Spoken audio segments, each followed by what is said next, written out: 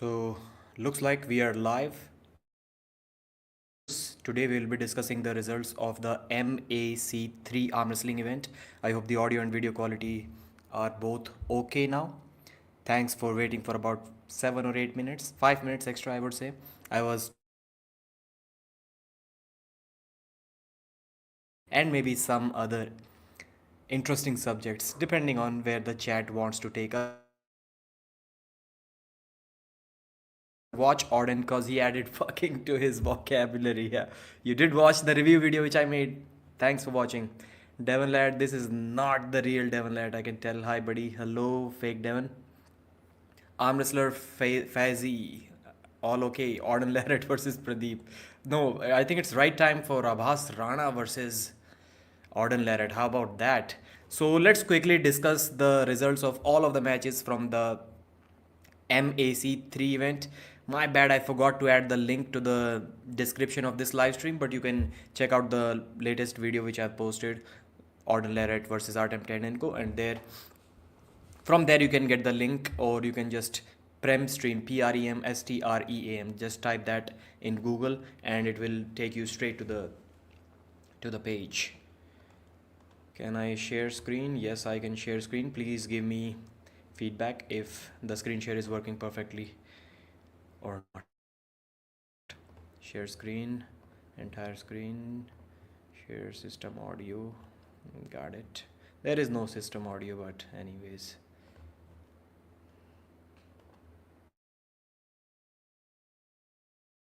Is it working yet? 6 win. That's definitely a possibility. I cannot deny that. I surely cannot deny that.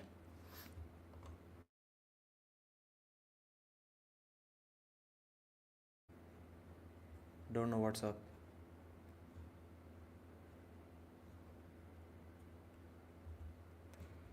It was a great event. Yes, it was. Pradeep, tell me if your wife fight with you. Yeah, all of my family is like very happy with whatever I'm doing. Everyone. When I'm clicking on share screen, the browser has blocked your screen. Click the screen icon in your address bar to allow access. Screen address bar? Where is this address bar thing? Can someone Google quickly and let me know where is this address bar thing? Man, that's weird. So maybe I'll give you the recap after Ryan joins. While I figure out, Ryan Bowen is in the house, so let me add him to the stage. We can discuss the event. Find this address bar. Hello, Ryan. How are you? Today, I'm good, man. It has been. It has been. How you doing? Yeah, I'm fine, man. So first of all, tell me what's the time over there? Like every day I see you're available to answer my messages when it's like 11 p.m. here, and Australia it must be like 4 5 a.m.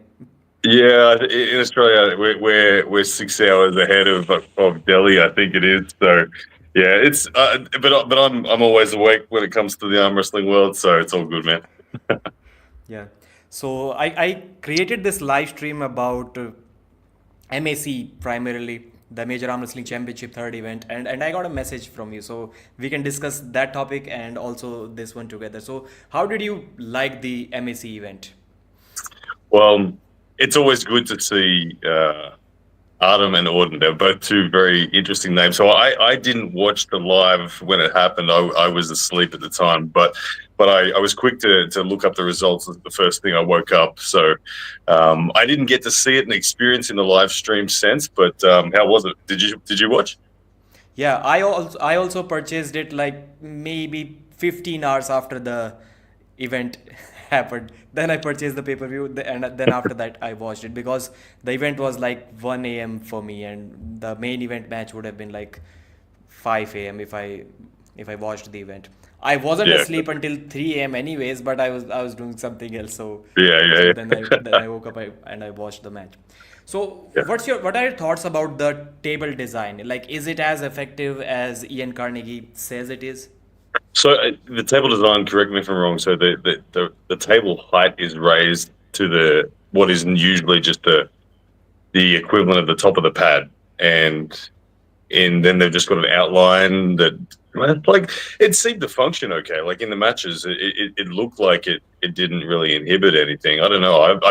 It's intriguing, that's for sure. I think that they say it gets rid of the king's move or something and makes it harder to get into that negative humorous position. But I don't know. We saw Auden getting into that negative humorous position regardless. So I think that I think I think it's a novel design, but I don't know. It'd have to have a play around in it. I don't necessarily think it's going to change the sport in any way from what I saw.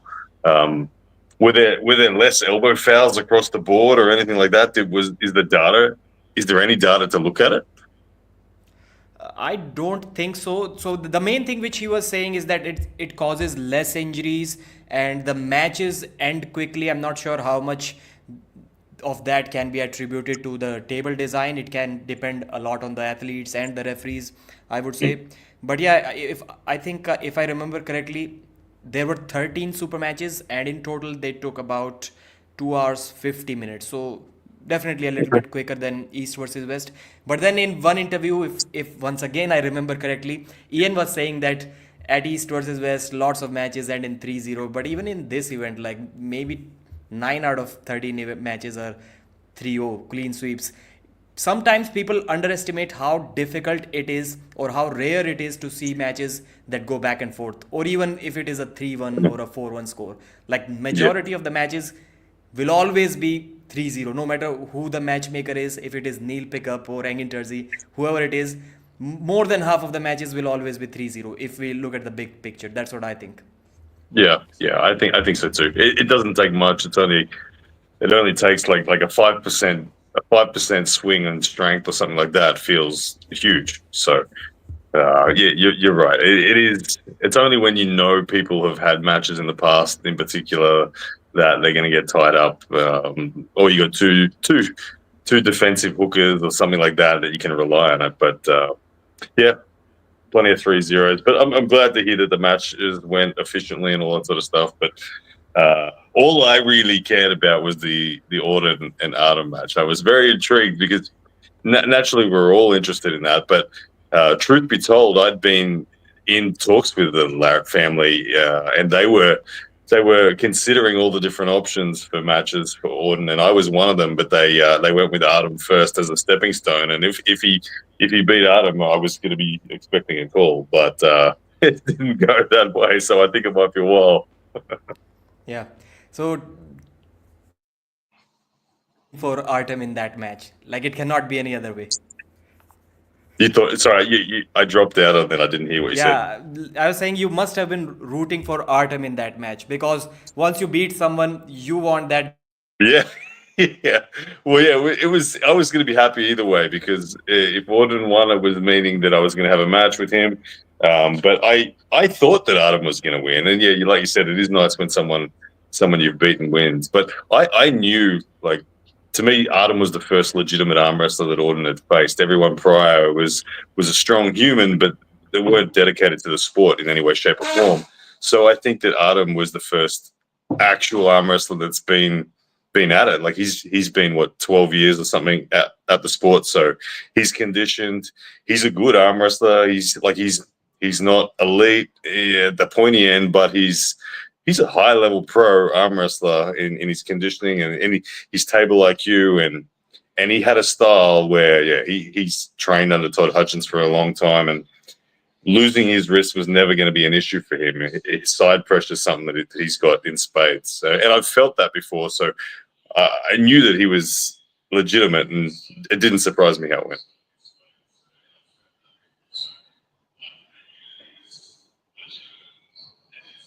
Oh, I think you're muted. I can't hear So I was discussing this with you. you today. How do you think the super match between, if it happens, Auden Larratt, not Auden, but Artem Ternenko and Abbas Rana would go? Because you've practiced with Abbas and you have competed against Artem. Yeah, so I practiced with Abbas in very late 2023 when he was still still 15. Was he 16, yeah, 15 then? 16, I Okay, think maybe. so he was Yeah. 16 then, and he was super impressive. And then I saw him in late October last year, and I didn't get to grip him because he was competing at the Asian Cup. But it was very, very evident to me that he was a bigger, stronger human than when I had faced him or trained with him in 2023. So I'm when I watch his bench press, when I watch his lifts on Instagram and things like that, it's very clear that Abbas is a very strong human. He's got the genetic gift, without a doubt. The question for me on Abbas is just, has his rotation developed? I know he's a hook puller, but does he have an inner elbow yet? I think in the muscular sense, he's stronger than Artem. I don't think that Artem can do in the gym what Abbas is doing, but as you know, arm wrestling's not just muscular strength; it's joint conditioning as well. So I think Artem still has the edge if that was to be a match. I think that again, the side pressure from Artem that could just be thrown really aggressively, I think would surprise Abbas, and I don't think that Abbas would have the elbow yet. Like it'd probably be a competitive match, but I would have Artem as the favorite. Yeah, if I remember your match correctly against Artem, you were going mostly outside against him. Yes, yes. I, I, I, I went with my ace because I'd pulled him. I'd pulled him before. There was one round where I faced him in two super matches, and one round of that has been in a hook. Every other round, I top rolled him. The round where it went into a hook, I got dug down. I got stuck. I had to defensively hook, and I ended up pressing as Artem gassed out. But so Artem's capability in a hook is good, and particularly in the rotation sense. So Artem's got a lot of rotation through sort of a high hook position, and he had a great high hook position on me back then, and I had to really wait it out. So I think when I pulled with Abbas, I was high hooking him, and it was his rotation that was struggling. I tried to pull straight through onto his bicep, and his bicep just held me. And I was like, okay, all right, don't go through Abbas's bicep. Got to twist his arm off. So I think that Artem would have that same twisting quality, and I think that I could be wrong. Like I said, Abbas looked incredibly strong when I saw him last year, late last year in October, and he looks mad. You can see the bicep strength on him. That it may just be enough that he doesn't need the joints. Like if the strength gap is enough in the base power sense, then he can just pull Artem across the table. But I don't know. I haven't seen Abbas do that yet, so I don't know. Yeah. So when you practice with him, he was like 16, and I've already suggested this match to Pro Punja League and Artem both. So let's say if this match happens towards the later part of this year, then he'll probably be 18, I guess. So there Yep. will be a big gap, and he's like all inside arm wrestler as far as I've seen. He won the WAF under 16. It was that was all inside in a hook. How's he So been, how has he been? How has he been going in within the Indian circuit these days? Is he? Is he? Is he he? Who, he gets top rolled. Like sometimes Yuvraj may top roll him, and the other day another guy top rolled him, but then somehow he comes back and wins against them in a hook. But like nobody's beating him in a hook. But he can he can have his wrist taken by good top rollers. This is what I've okay. seen. Okay. But Well, nobody's messing with him because in a hook. he's not a short guy, is he? Like he's quite tall. And Artem isn't that tall. Artem's maybe 5'11", I, 6 foot. yeah, I think they're the same height. They're the same height. Okay. Okay. So he may be able to force it in. Like, and if he can force it in, then obviously it's a big match. Um, I would like it. I would if I had to give it a likelihood ratio of who wins, I'd say 65% Artem in my head at the moment. But I need to look if I get the chance to grip up with Abbas, that might quickly change because he's like I said, when I saw him, he looked monstrous. Yeah, I saw Sanjay Deshwal. He's like pretty experienced arm wrestler in India. You may have met him when you visited Yeah, him. yeah. And I know he just Sanjay. today his own opinion. He gave his own opinion. Top 10 rankings in India, And he thinks Abbas is number 2 right now behind Mazahir. Oh, okay. Yeah. When I pulled Mazahir, Abbas was the other guy at the time that really caught my attention. Given his age, I thought, oh man, this kid's going to be good. Uh, and I get it, but I don't know. I'm sure people like Yuvraj would have something to say about that. I got a question for you, Pradeep. There's a guy I've seen on Instagram. I think his name's Tusha. I'm not sure of his Tushar. surname, but I think that's Tusha. that's the guy who top rolled Abbas, which I was mentioning. Okay, I because may be wrong, or maybe he Tusha, top rolled Yuvraj. Either one of these I two guys. I haven't. Yeah, he top rolled Yuvraj, Yeah, and Yuvraj. when I saw that, I went and I started following him on Instagram, and Tusha, I saw the other day, maybe a week ago, did 6 reps of 110 kilos bicep curl, standing bicep curl, and his form was really good. And I was like, 110, like that's approaching, like he's 10 kilos off Irakli. Like that's big strength, and that's like that caught my attention. I'm like, my 1 RM is 100 kilos, and he's 6 rep 110. So I was like, okay, this dude's strong. So I don't know if he's going to be the man to beat, but I feel like, I think he's a little inexperienced on the tables from what I've seen, but he's got that much power that I would bet on him being the number 2 in the country. Like I would, if I was Mazahir, I'd be scared of Tusha more than anyone else.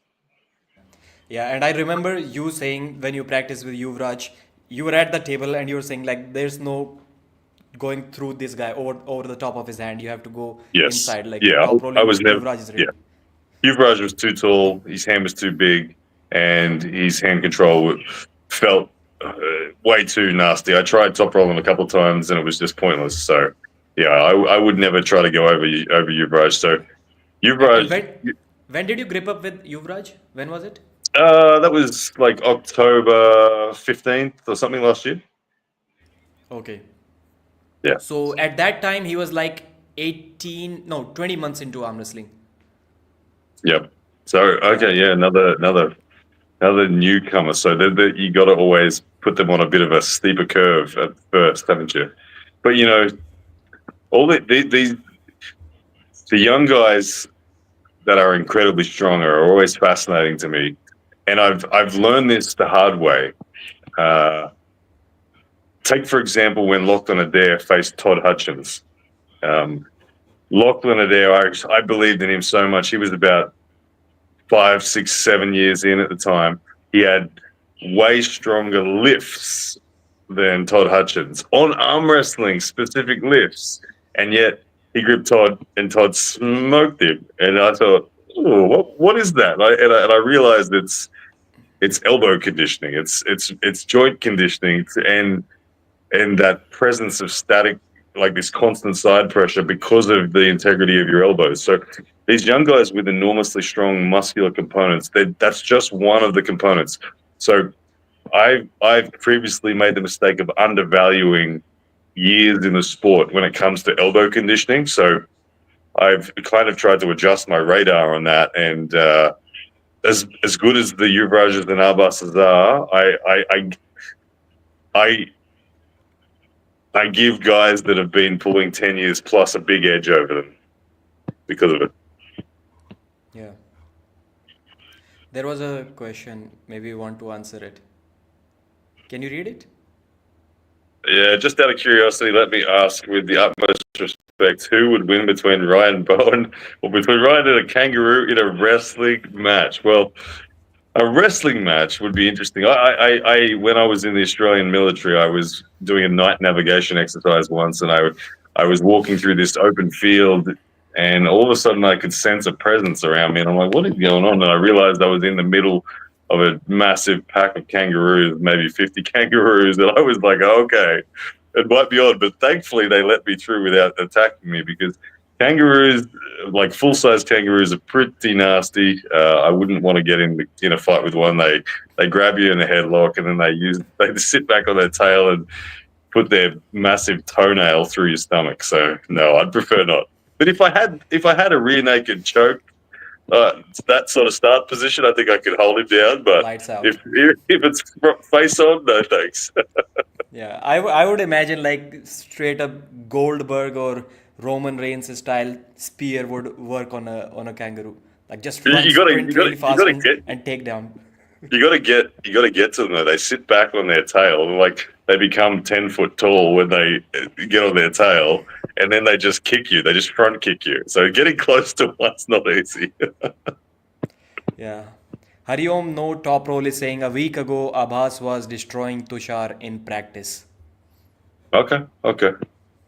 There we go. I would love to grip Abbas then. I just love to practice with him. I don't want to match necessarily with him, but I would love to grip Abbas just to see what the feel is now compared to November 23. So I might see if I can find that opportunity somehow. Yeah. Let me quickly recap all of the results. I'm still unable to figure out how to share the screen on this streaming software. But the first match was between Raymond Slepinch, Coach Ray versus Josh Rodriguez. And Coach Ray was just allowing him to work 3-0. Matt Oliver lost 3-0 to Blake. I'm not sure if anyone here know who these two guys are. Then Daniel lost to Daniel Suarez 3-0. Milo won 3-0 pretty dominantly against his opponent Shekhar Verma. Then Shea won against Joseph 3-1. Mike won 3-0 against Matt. We're talking about Mike Hitt versus Matt Smith. Then the Curtis Cameron versus Jerome Loud match. Did you watch that, Ryan? No, I haven't seen it, but that sounds like a good match. Yeah, good match. I was thinking that maybe Jerome got him, but it was a good top roll versus hook battle. And Jerome was like, he was in this position, like trying to rotate out almost a Tim Bresnan style top roll, but it just wasn't quite there. Curtis Cameron's cupping was good enough so that even if his wrist was flat, he could just hit sideways and just barely Yeah, make I his got I got opponent's res- hand touch the pin pad. I, I got respect for Curtis Cameron. After I pulled Ron Barth in Ireland, I grouped up with Curtis Cameron on the side table, and he is really strong. I think yeah, I was impressed with his power level that day. So doesn't surprise me. Doesn't surprise me. Then so this match ended 3-1. Curtis won 3-1. It was a good match. It was a good match.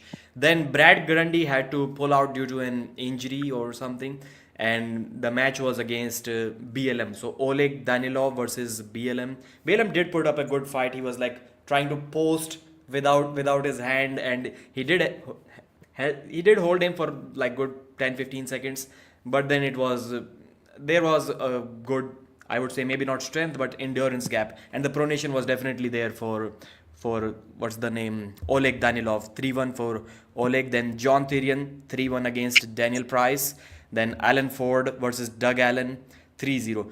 I like most of the fans do remember that only one pull from Doug Allen against John Brezink where he was Yes. like banging it in a hook. Other than that, I've not seen anything from Doug Allen ever. Yeah, he's been out for a long time. I met Doug Allen in Alabama in 2017, 18, something like that. And he won the supers that day, but then he pulled the overalls, and the lightweight guy, the lightweight champion of Alabama, totally tied Doug Allen up. So I think the Doug Allen of old, maybe yes, but the current Doug Allen, no. And then the Jason Constantini from Table Monkeys versus Curtis Cameron left arm super match. This match was all over the place. 3-2 super match, amazing battle, Oh, and nice. some of the ugliest Kings moves that you will ever see. So I remember Ian Carnegie was saying that at my table it's impossible to go down and not get your arm pinned. That would work if you have the shoulder below the table in a losing or neutral position as a foul rule. But they do not have that rule for whatever reason. I was Oh, not really? aware of that. Or maybe they do have, but the referees were not aware. So the shoulders were going like this.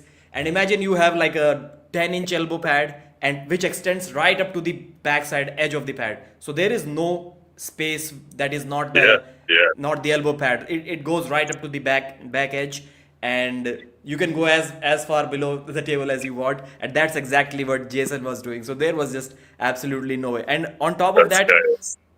I saw one of the most ridiculous things from an arm wrestling referee ever. So there was one moment where Jason's elbow was going out and he was under the table. The referee was first warning him verbally, okay, your elbow is out, go like just do something about it, which is weird. Once you have three elbow fouls, which I don't agree with anyways, you should not have more than two. You have three elbow fouls and still you're just warning someone to put their elbow back on the elbow pad. That is ridiculous. And that's not even the most ridiculous part. What followed after that was he was literally pushing Jason's elbow with his hand on the elbow pad during the match. Wow, the referee wanted him to win, maybe. Goodness me. Did anyone Wow. else? Did anyone else notice this in the? I was like, I rewatched it and then took a screenshot. I wanted to share this but unable to share the screen. I have never seen anything like that. He was like literally pushing his elbow, and still no fouls given, like no running foul, nothing. I was like, bro, this guy, he got robbed. Like Curtis Cameron got robbed. Like if one of them was from USA, the other one was Canadian, and the tournament was in Canada, then we would have said that, oh, okay, the USA guy got robbed by the Canadian referees. But They both of must them have, are they from must, both of them are from Canada. Ian Carnegie must have given the direction that I want all matches to end in pins no matter what, or something like that. So the poor refs try to shove the elbow back on for him. But crazy. Crazy. This is not. So is Ryan Bowen still the enemy of the sport? Why he hasn't been at East versus West? The truth is, Engin and I have been on perfectly good communicating terms for over a year now. Like it's been a while since it all blew over. So no, I'm good. If I can prove myself worthy as a competitor, then I'm sure I'll get the call. That's really all it takes. I've just got to demonstrate that value as a competitor, and that's what I'm doing. I'm just working hard. In the gym, getting stronger. I feel like I'm still improving significantly. So if I improve enough, I'm sure I'll get a call. Yeah. So I think you mentioned over a year you have been on good terms with Engin. I think he just goes back and forth with us. So he unblocks you and then he blocks me. Then after a year he blocks you and unblocks me. So I've been blocked for a little over a year now. Yeah. Well, I think I'm still blocked on some platforms, but I'm unblocked on some, so it's all good. Yeah. So I before I read this chat, I was like, I was blocked by Engin on Instagram, which is weird because to me, like you block someone who has been bothering you with messages and stuff. I didn't message Engin. He messaged me about something and then he blocked me. I was like, bro, I was not messaging you anyways. Like, you didn't need to block me. Then he blocked me on Instagram, and I wanted to check East versus West updates once. So I went over to my wife. I took her phone and logged on to her Instagram, and she was blocked as well from East versus West. Yeah. Well, no, Dedication. Yes. I'll admit that I've had a similar experience with my son's account. My son's account has been blocked as well. So poor old Bradley can't get any updates from East West. Yeah. All So good. Senzu, $5 super chat. Thanks, brother. Hey Ryan, you still plan to do any contents with John or visiting his house again? I think that's when your channel started like becoming popular. That content was amazing. Yes is the answer to that. I actually was very nearly at John's place after Knuckles Up just recently. So I was literally gonna do it, but it was all the wildfires were going on. But yeah, I was literally gonna go stay at John's for a couple of nights, and all the airlines were cancelled and delayed, and it was going to interrupt my ability to do my next international flight. So we postponed. But yes, you'll see me at John's place again for sure. So then that match was weird. I liked you to watch that match, Jason Constantine versus Curtis Cameron. Okay, see it. Man, that was weird. Rick Heiderbrecht versus Philip Larson. There's something wrong. Like they keep on getting guys just to destroy Rick Heiderbrecht. First it was Alex Cordecha, then there was someone else. I'm forgetting that name. That was like 6-0 or 4-0, whatever it was. Even before that, like 3-4 years ago, it was Devon Larratt, and now it's like Philip Larson 3-0. They just like they don't give him any easy matches. They must really believe in him, or he must really believe in himself, or eventually they'll stop. They'll stop, but that's the way it goes sometimes. Yeah, no way, under no circumstances, the guy who beat Brad Grundy 3-0 should have been matched up with Philip Larson. Then the main event, Artem versus Auden Larratt. I was thinking that maybe Auden will be able to just a mixture of cupping and pronation. He'll be able to disengage his opponent from his part like he did at the practice polls against maybe Coach Ray or Christo. Even against him, he did good after King of the Table. Against the Korean Hulk, he was doing Yep. good. So I was expecting that kind of performance. I knew like the arm power is going to be too much from Martin, but maybe he won't be able to access that. But no, it wasn't the case. I, He even Todd rolled him in the second round. Like if you may have seen, it was a top roll. Like Auden's wrist went back, so that was a yep. top roll. I thought the only chance that Auden had was to quickly establish hand control and then retreat, stay tight and retreat, and get tall and try to then defend and force Artem to have to come up with a creative way of pinning. But he never had time to do that because Artem's side pressure was too sudden and just ripped him out of his shoulder. So I guess it just showed the hand specific approach um, isn't always sufficient. I put a video out on my channel earlier today. I had a similar sort of awakening when I pulled Justin Bishop in 2015. I took hand control in 5 out of the 6 rounds against him, and yet I lost 6-0.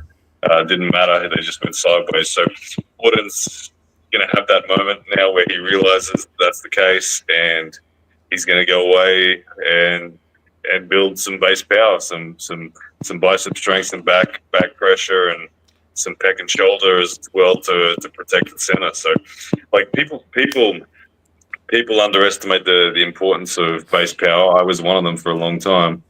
You think you get all this reward as a tall top roller. You get all this reward for winning hand control as you rise up through the ranks, and you start believing so much that hand controls everything.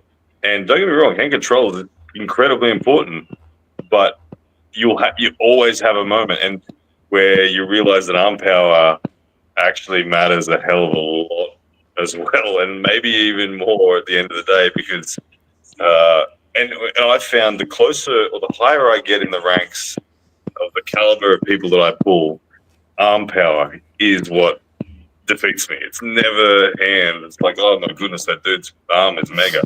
So yeah, Auden had that moment, I think.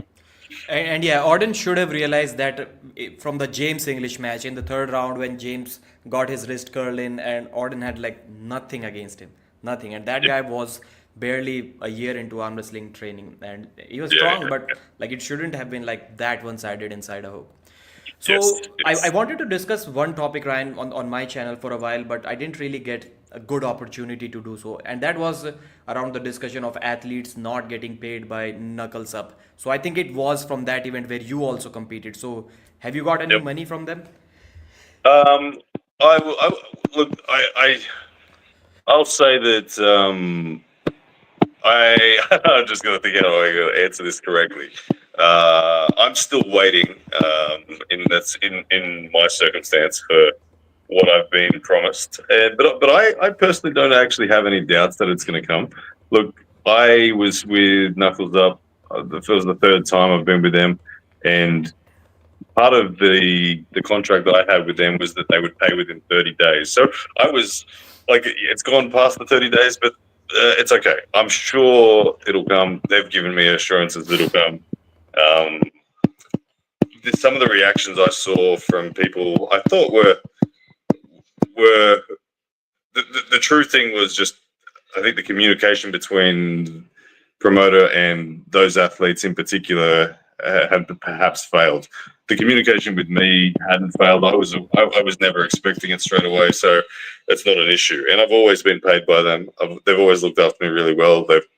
In the past they've paid for plus ones to come with me as well, all the way to New York. So I've never had an issue. So I haven't been paid yet, but I'm not concerned. I still think it'll come. So I'm not so worried. Yeah. So this didn't really come to me as a surprise, and some of the viewers may even remember in one of the videos I said that I'm not sure until how long they can keep on burning the sponsors' cash because They just simply cannot be making any money from the pay-per-view sales. For pay-per-views, you need like the top five guys in the world, and most importantly, Devon Well, Larratt. So it's like, I know that when I two events ago, because they always allow you to sell pay-per-views and you get a commission each athlete. Um, I won't say how many pay-per-views I sold last time, but I know I sold 5 times the pay-per-view this time for them. So the pay-per-view numbers weren't bad, but they obviously weren't. They're not East vs West level, but they're not yeah. bad. And I know that my personal sales went up 5 times compared to last time. So Yeah, but still, man, to sustain a league just based on the pay per view sales, you have to be selling like 5,000 pay per views at least. And clearly, I have no doubt that they cannot sell 5,000. They've never sold that many numbers.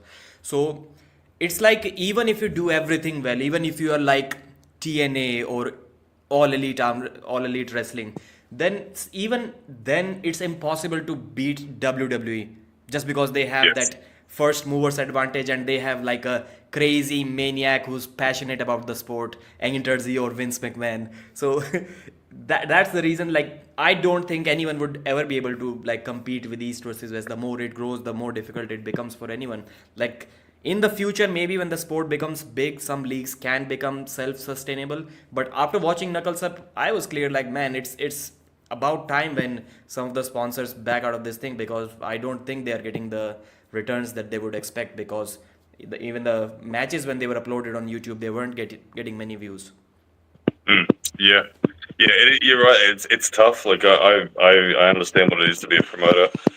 Through AWE, we ran 2 pay-per-view events before we totally pivoted due to exactly that difficulty in selling pay-per-view. So, and we went to a post-edit production instead, and we had to reduce a whole heap. So I understand, yeah, how hard it is to be a promoter and to make a profit in this sport from that position. So, um, I don't envy their workload and their challenge and difficulty. They're good people. They put on a great event for the athletes. When you're there, you're really looked after. And when it comes to stage and production, I think that their staging and lighting is as good as anywhere's. Um, this I think they can always work on improving which cameras that they're going live with at different times. I've seen a few errors there, but these are all just teething things. I think that they have the potential, but as you said, the biggest challenge is getting the traction with the audience and getting that without the Devon Larratt. Like truly, I think wherever Devon goes, that league wins. That's just the reality of it at the moment. Yeah. This tapping sound, it's coming from your phone. Maybe your fingers Oh, are tapping the. sorry, yeah, that was just Yeah. me. My Yeah. ADHD was tapping on my phone. It's coming right from the beginning of this live stream. Oh, Yeah. sorry. You should have brought it up earlier. Sorry, I won't tap on the phone anymore. Yeah. So India won Champions Trophy last time. We had a discussion when Australia beat India, and this time Yes, yes. Well, I did watch the semi-final, Australia v India, and I was optimistic we were going to get there, and then we did. And yes, I got plenty of elbows in the ribs from my Indian friends. yeah, one more for me. So we were just discussing a match that is about to happen, or it may happen in Indian arm wrestling, and you asked me for my prediction, like who wins, Yogesh Chaudhary or Chetna Sharma, and my prediction was like Yogesh should win, and you asked me the reason. I was not able to reply because I was just about to go live. So I think first of all, they have never gripped up with each other.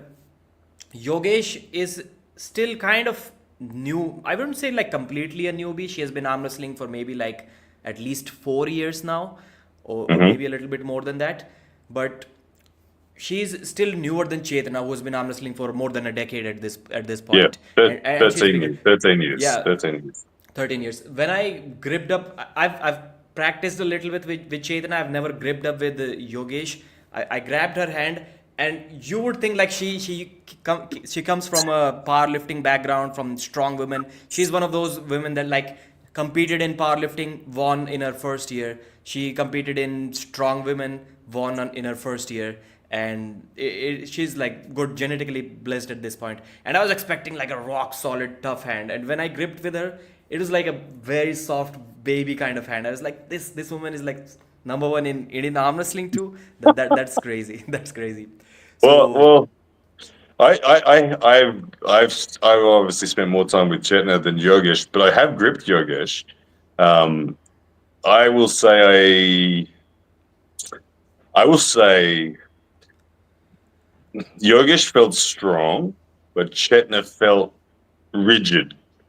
That's and it comes down to me where, like I said earlier, I I I previously undervalued the connective tissue factor, and the 13 years that Chetna's been pulling and not only pulling but powerlifting as well.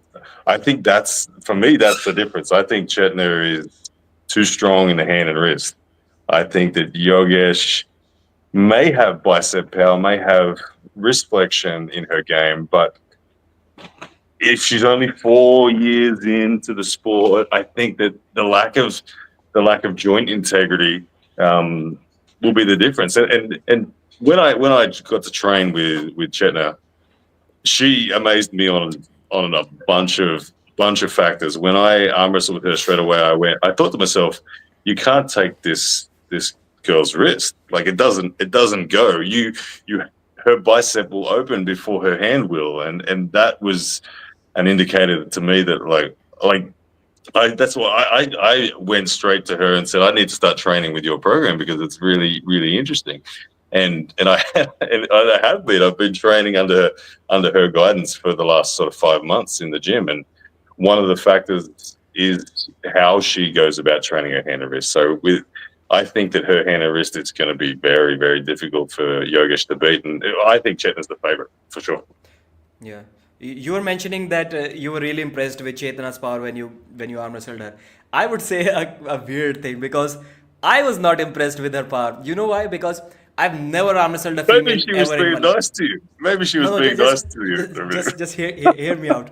I have never arm wrestled any female ever in my life. Chetna is the Okay. only girl. She's the only girl. So naturally, I know I'm myself how weak I am. I don't care if you're a female or a male. You should be able to beat me. Like only then I'll be only then I'll be impressed. So when I gripped up with her, I was like, okay, let her attack a little bit, and she was like, she was taking me like that much above the pad. But once you stop her, I didn't, to be honest, I didn't feel that much power from her. Like of the thing Okay. that you were mentioning, like going over the What what top of what her, and what it's what year was that? What year was that? that was like Pro Punja League first season, 2023 August. Okay. Okay. Yeah, Okay. yeah. So I never knew how strong her hand is, and I was like, maybe I'm going to get top roll. That's why I was like gripping her hair right even below the wrist, so I can negate the hand, and it wasn't that difficult. So Okay. And I have have no you experience arm wrestling females. That's why I was expecting, man, I'm going to get beat, but then have you I you wasn't. have you haven't gripped Yogesh? No, no, never. Yeah.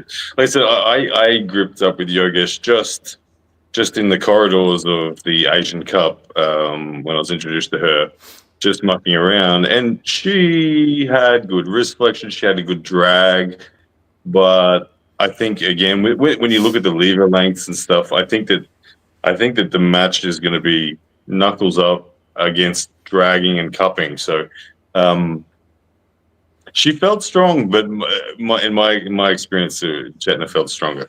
So, Yeah, but we'll yeah, see. It's always good when the top two ranks within a country face, and given that these two have never faced before, it's super interesting. So, I think that what at the last COC, where Chetna is the current champion of champions, Yogesh lost to Nirmal, and then Chetna beat Nirmal in the final. So that's why they've never faced. I think Yogesh was expected to beat Nirmal at the time, but yeah, but yeah, lost to Nirmal. But now Yogesh has since then beaten Nirmal. So yeah. hence she's made the call out for the opportunity to become number one against Chetna. But I hope the match happens. Obviously, it's all just the initial call outs, and that today we'll hopefully get a date and a location. But I'd like to be there to watch that one. Yeah. When I first saw Nirmal at the first season of Pro Punja League. She was like only 1 year into arm wrestling at that time, and I immediately looked at her, and I was like, that woman is going to become the number one arm wrestler in the world, because you can just look at her hand. In It's the like in the in, world. in India, my bad, in Okay, India. okay. You can look at her hand, and it's twice as thick as my hand, like completely opposite of Yogesh Chaudhary. And I was like, that is going to take her to the top spot in India. She was able to beat Yogesh, but then yeah, she's still like top three in India. And if Yogesh versus Chetna is close, then you're looking at the female super heavyweight champion in India. Oh, you just put on a dress and change your name to Pradeepa and then go for it. Yeah. Yeah, yeah, good with the names. Like you know, if you add an A to the Yeah, Indian yeah, name, it becomes a female name. That's good. I'm impressed. I'm impressed. yeah. Yeah, man. Acha, acha, acha. I'm going to enter that tournament and dad move all of them. Yeah. Yeah. There you go. Well, you got to do what you got to do sometimes, haven't you? So it'll be That's the interesting. only that's the only way I can become a champion of anything. Hey Ryan, how are Sam Burton and Jordan Davis? Haven't seen them in a while. Another $5 super chat from Okay, Zenzu. Thank you, brother. I think you'd be referring to Sam Burnett and Jordan Davis. I haven't.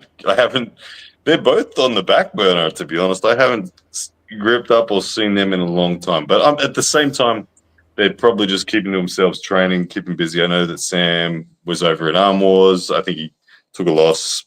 Jordan, I have no idea what he's doing, but yeah, they're still active in the sport, but just not pursuing the international aggressively, I guess. Hey Pradeep, I'm real sorry, but I gotta head off, man. Yeah, I was about to end this anyways. Ah, beautiful. Yeah. All right, well, let's have a 100 rupee bet on Yogesh and Chetna. Yeah. Awesome. Awesome. All right, take care. Thanks, brother. Thanks. So, guys, my like right as I just discussed, I couldn't do anything, and I do have some experience arm wrestling with top Indian guys on the left arm too. So, a guy named Sumit, if anyone knows him from India, he was in Mumbai Muscle Team 60 kilo category. Right arm, he won his super match. He's like maybe top 10 in India right arm, maybe like on a good day. So I went to the side table, practice table with him between the break of the undercard and main card. I was commentating there, and I gripped up with him. Like obviously he beat me on the left arm, and but it was a good battle. Like for like 30 seconds, he couldn't flash pin me. Of course he was in control, but I was able to hold him for maybe like 20 seconds at least, maybe even 30. And I was like, man, that guy is not even top 10, and he's crushing me on the left. It's bad. Then someone told me that last year or maybe a year before that, he was gold medalist, national champion on the left arm in 55 kilo division. I'm not sure if it is correct or not, but someone told that to me. So against a 55 kg national champion, I was able to like stay in the fight for like 20 seconds. So I would assume like if I practice for a couple of months, I may medal in the 55 kg men's category on the left arm in India, and that too after some practice, like maybe not couple of months, maybe like 5-6 months of practice. That's my level in India. 6 months you train me, a good arm wrestler trains me, and maybe you can see me at the podium in the 55 kg left arm division. Right arm I have to go into the female category, like nothing there for me in the men's category. Senzu, another $2 super chat. Thank you, brother. You are awesome. Great chat and great stuff as always, Pradeep. Dude, you are too weak for a noob arm wrestler. Yeah, I do agree. Hari Om, no top roll. I may crack you. I don't know. I don't think, bro. I may get you.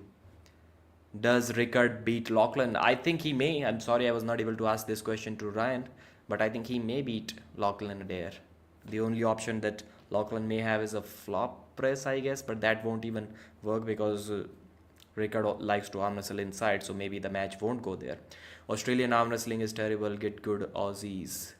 What are your thoughts about Levan versus Hermes? Next day we'll discuss. Not next day, but some other day we'll discuss this for sure. I hope my audio is better. Now it will be perfect, but I hope it was good even before this as well. Read carefully. Okay, dude, you are Not weak. Okay, my bad. I'm not weak for a noob arm wrestler. Thank you, thank you. But I will still crack you. Yeah, thanks, brother. Goat, hold your camera still for God's sake. Yeah. Also, Russian Even was super successful, not just to their talent, but due to their tournament format. Yes, maybe those other promotions should get top WAF super heavyweights because if they can, I'm not sure if they can get WAF arm wrestlers to compete there or not. But Coach Ray competed, so yeah, maybe they can. Maybe they can. Maybe they can. So thanks for this live stream, arm wrestling fans. It's 11:40 p.m. here. I was thinking about powering on my PlayStation 5 today, but no, I have to go to work like 7 a.m. tomorrow, so it won't really be possible. Maybe I'll log in 1 hour session after this. But thanks anyways. One more video will be uploaded shortly. My brother is editing that, and then maybe one more video will be uploaded 10 12 hours after this one. Thanks guys. You are awesome. End stream. Yes.